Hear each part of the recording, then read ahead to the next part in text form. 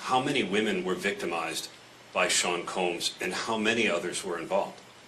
Look, our investigation is ongoing. We are committed to bringing justice to everyone who's been victimized by the defendant. I can't tell you why it took so long. I think the better focus is on the fact that we are here today. And we are committed to making sure that justice is done. Next question. Thank you. Julia Ainsley, NBC. Thank you for doing this. You said we are not done and that Combs did not do this alone. Do you foresee that there could be other charges related to this case? I'm not taking anything off the table. Janet Fisher, Newsday. What's the difference between the sex trafficking and promoting travel for the purpose of prostitution? Well, there are different crimes with different elements. I don't think we should get into the nitty-gritty of the legal discussion right now, but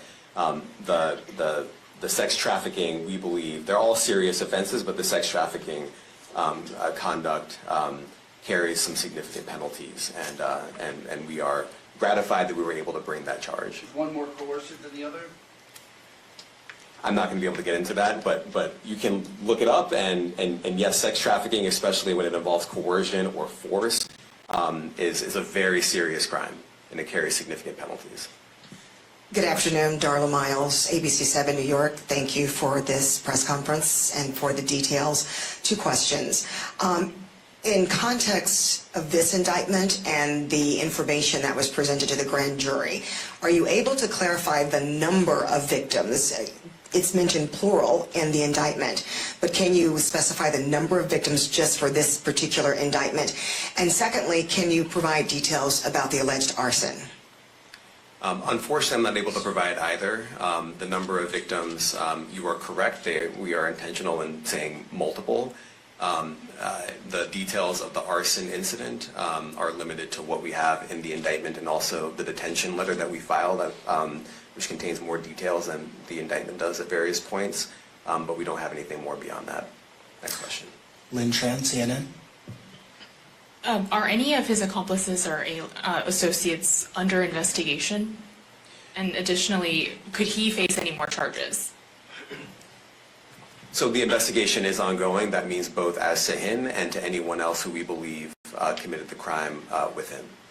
Next question. Juliette Papa. Hi, good morning from 1010 Wins. Any indication that some of the women or victims here were imprisoned in his residences, and did he have locations where he kept them, and were not allowed to leave? And also, he's indicted here, although there were searches and raids in LA, Miami. Why in New York?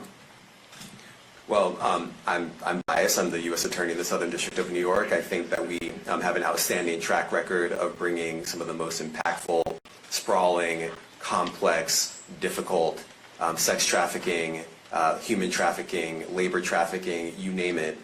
The Southern District of New York can do it, and so we're very proud of that. And so the scope and complexity of this investigation isn't something that we ran from. It's something that we embrace, and we will continue to do that.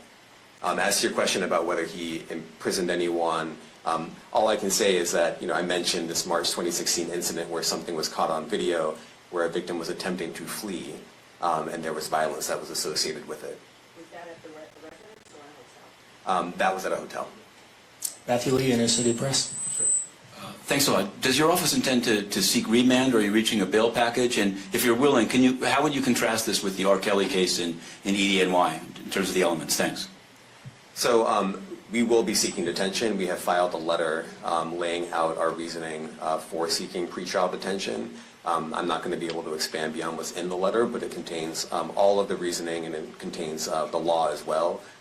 There is a presumption of detention in a case like this, and we think that's warranted. John Anise, New York Daily News.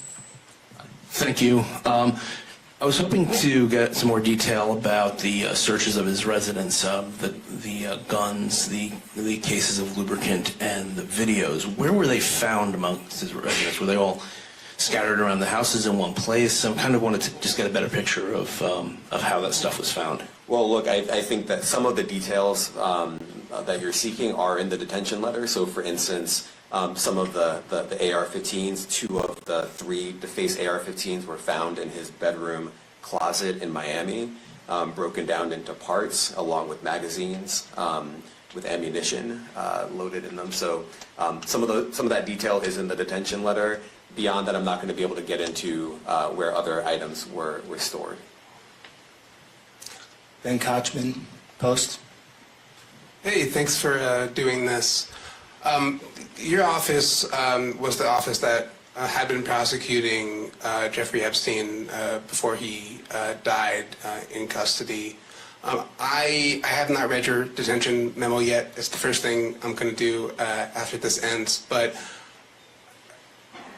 does the memo address, or is your office concerned with Combs' safety in custody, given what happened with Epstein? So we are concerned with anyone's safety whenever they are detained prior to trial. It's part of our obligations to keep people safe as well. It's part of the criminal justice system. So, but I do not draw any sort of connection between Jeffrey Epstein's suicide and what may or may not happen to any other defendant while they are detained pre-trial. And of course, the decision whether to detain the defendant will be up to a judge. Our position is that pretrial detention is warranted under the law and based on the facts of this case, and I'll leave it at that. Are some of the prosecutors on this case some of the same prosecutors that had been handling that, or that worked on the Maxwell case? So I'm not going to get into the staffing. I will say that this team, this group of AUSAs, this incredible group has been working on this case around the clock, and they've had their hands full. Next question. Gus Rosendale, NBC News.